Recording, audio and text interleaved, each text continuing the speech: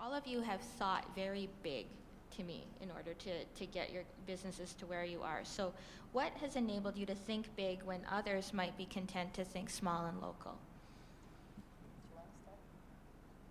You go, yeah, sure. Well, I guess I like thinking big, so that's that's part of the entrepreneurial spirit, I guess, is the main thing. But also, the world is it sounds cliche, but the world is shrinking. It's easy to get places, it's easy to communicate with people. Canada only has a population of 34 million people, so you've got to go outside if you want to grow. So I think that was our thinking. There's big opportunities out there, and so let's show the world what we have. So, Rob? Sheer dumb luck. Surely not. Surely not.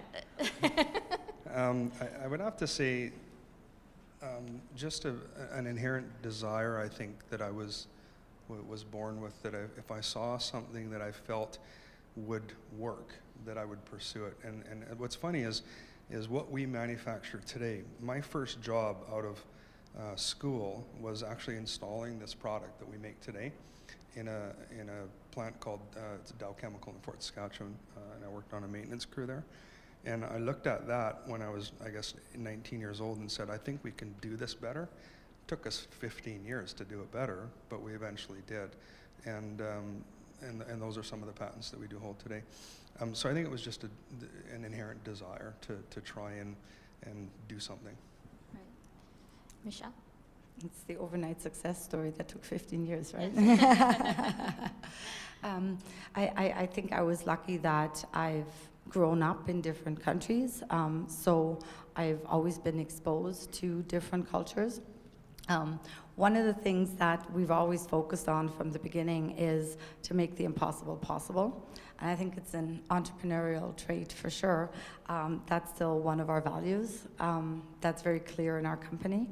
So looking at that, I think it's one, you can kind of grow up with that attitude of, I'm going to do this.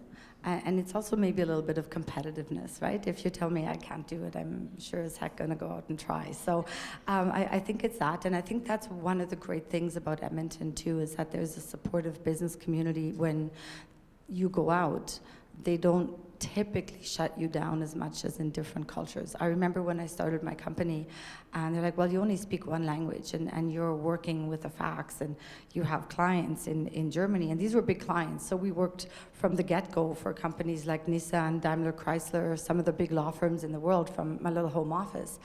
And people thought I was nuts. And it worked, and I think it's about the value proposition. And with the consulting company, what we really try and do is help overcome that way of thinking of, oh, this is too hard and this is too complicated. And I think at some point you just have to go for it and figure it out, and I think that's important.